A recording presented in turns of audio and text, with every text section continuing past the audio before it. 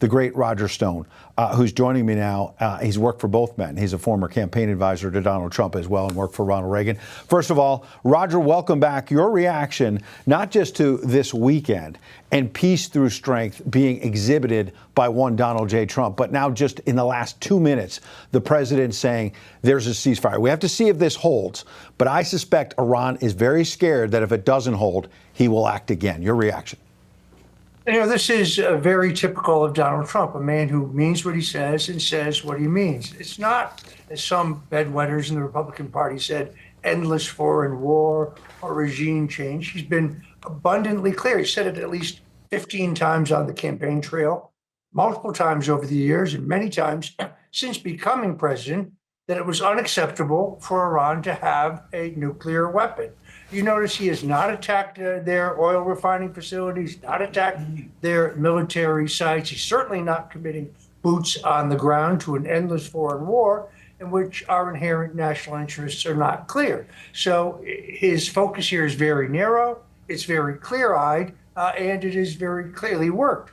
I would point out that within hours of this surgical strike on Sunday, which came after an epic head fake in which the president said, well, I'll make a decision in 2 weeks. The Secretary of State and the president both made it very clear that we were open to immediate negotiations, that Trump prefers diplomacy over chaos and war. And that strategy, as you can see, is paying off before our very eyes. Absolutely. I mean, the idea that the Mideast would be reshaped like this, that the world may be reshaped, couldn't even believe that 5 years ago. You couldn't believe that 5 days ago. 5 days ago, people were saying this is going to be a stalemate. This is going to go on for a long time. The president had that head fake about thinking about this for another 2 weeks. What do you see now in the days ahead, the possibilities? The Abraham Accords that we saw in the first term that got cut short because of the 2020 election. If this ceasefire holds, this could be a whole new world, no? It certainly could. Look, just this symbolic raid today, which achieved nothing other than perhaps letting the Iranians save a little face. But thank God no Americans or Qataris were killed. I think that's a great thing.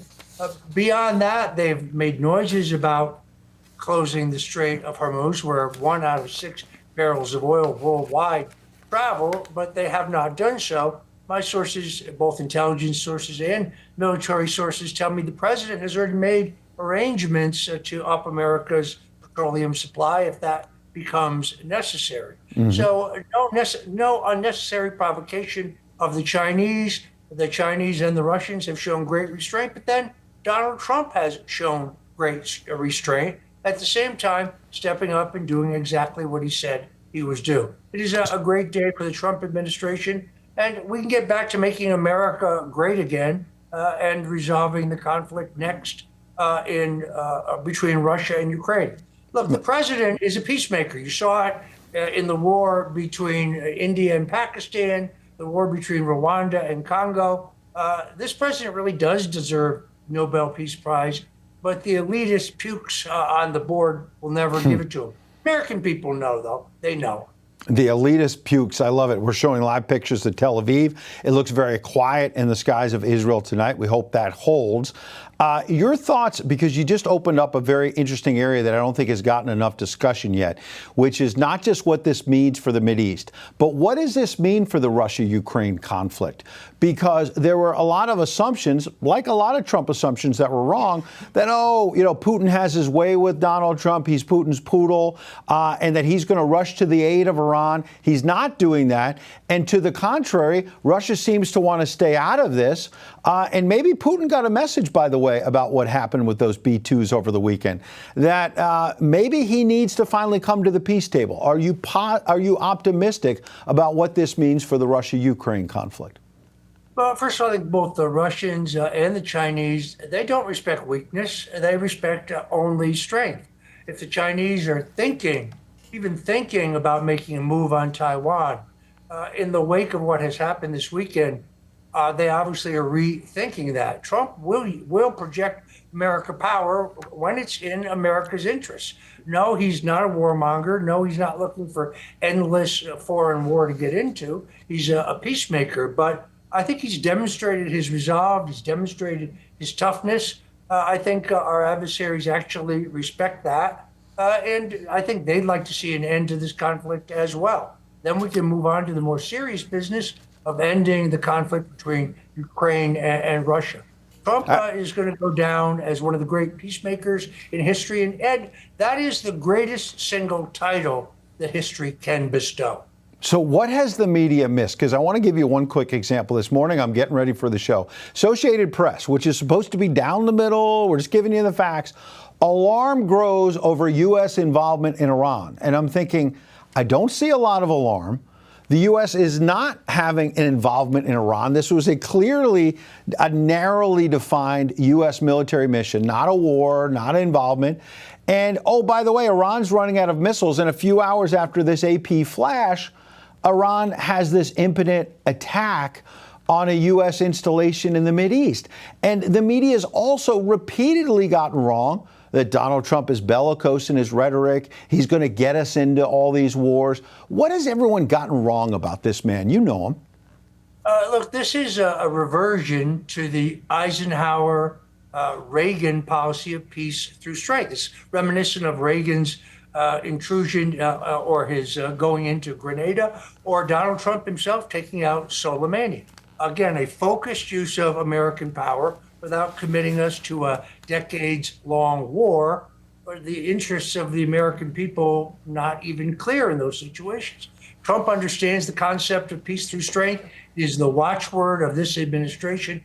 I think the American people are actually with him. If you looked at the polling, legitimate polling, a vast majority of Americans agree that Iran cannot be allowed to have a nuclear weapon. So the president, once again, fulfilling the mandate of the American people and doing exactly what he was elected to do. And here he is talking about peace through strength. This was a remarkable weekend. I was leading our coverage on Saturday night as the president, flanked by his vice president, and his war cabinet said this. Iran, the bully of the Middle East, must now make peace. If they do not, future attacks will be far greater and a lot easier. So then he followed that up. I thought it was interesting that this morning he's on Truth Social saying, you know what, maybe regime change is not so bad. I don't actually believe he meant that. I believe it was another misdirection directed at the supreme leader that, hey, look, we know which cave you're in or which tunnel you're in. Maybe we'll take you out, because you and I both know this president is not for regime change. Was this another peace through strength move to say, look, we'll take you out if you have to? And here we are, Roger, a few hours later, and all of a sudden Iran, allegedly, according to the president, is agreeing to a ceasefire and maybe peace talks. I think what this was the president reminding the Iranians that regime change may be the inadvertent result of unwise decisions on their part.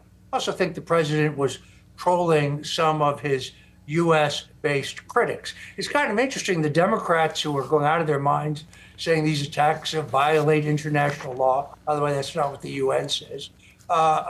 Forget the fact that Joe Biden, Bill Clinton, Hillary Clinton, Barack Obama, every one of them said that they too would attack Iran if they were on the cusp of developing a nuclear weapon. But Democrats seem to have conveniently forgotten that. Only one president had the courage to do this on a limited basis, not committing us to any boots on the ground or some long-term war, but projecting American power in a very effective way, and then immediately moving back to diplomacy and trying to get a peaceful settlement.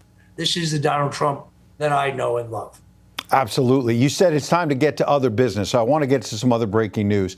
The Supreme Court, just about an hour or so ago, came out with a big decision allowing the president to restart swift deportation of illegal immigrants who are here from various countries like South Sudan and elsewhere. The left is going nuts as we speak about this. But this is, they do that all the time. I say your smile. I want to get to the big, beautiful bill in a minute, but first the border. What does this mean? It seems like the Supreme Court is starting to give him some running room to get these illegals out. Well, look, the left has pursued a strategy of judicial tyranny, whether it's the International Court of Trade, which no one ever heard of before they ruled that the president doesn't have the authority to negotiate tariff deals with other countries. Ridiculous. Knocked down by the appeals court, or the court in D.C. arguing the president doesn't have the authority to deport dangerous illegal gang members and other criminals. They know that these are wrong, but they're trying to slow him down. The only thing that's more despicable, Ed, is the failure of the Federal Reserve Chairman, Jerome Powell, to cut interest rates so this economy can really boom. If you go back and look at it, we're at the same point in terms of the inflation rate when they cut rates to try to help Joe Biden. I really think the Fed, under the current leadership of Jerome Powell, should cut rates immediately. And if he won't cut rates, well, frankly, he should just step down. Yeah, there are some cracks at the Fed, as you know. And we learned late Friday, I believe, that maybe as early as July, some of the Fed governors are saying they want to see those cuts. But I get your point. Don't wait till July. The president has called it jet fuel to this economy that is clearly recovering. The other key piece would be the big, beautiful bill, because it has the largest tax cut in American history. So again, to kind of wrap this conversation, given your experience both with two great Republican presidents, Ronald Reagan and Donald Trump, peace through strength on the world stage. But you also had Reagan getting us out of the awful inflation of Carter, the recession, and all the rest, in large part because of the Reagan tax cuts in the 80s. Your thoughts on whether he's going to meet this July 4th deadline? Because there's some cracks there on the Hill, and it seems like the congressional Republicans may not get that job done. How important is it to get those tax cuts? It's absolutely vital, Ed. Look at it the other way around. If we do not renew the Trump tax cuts from the first term, the largest tax cuts in American history, the American people will be getting a 68% tax increase across the board. No, Democrats, they're not tax cuts for the ultra rich. They're tax cuts for every American, every working family in the country. So it is the same formula. Peace for strength on the world stage, cutting taxes and regulation, and ultimately cutting spending through rescission bills to get this economy moving. The Democrats know that the Trump boom is inevitable. They're resorting to a strategy of judicial tyranny to try to slow it down, but ultimately the president will persevere. And the golden age of America, an age of unprecedented peace, prosperity, security, justice, and law and order, is upon us. Your lips to God's ears. Roger Stone, the great Roger Stone. Check him out on Rumble and every other platform, WABC Radio. My friend, you're a legend and a patriot. We appreciate your time tonight. Thank you, Ed. God bless you.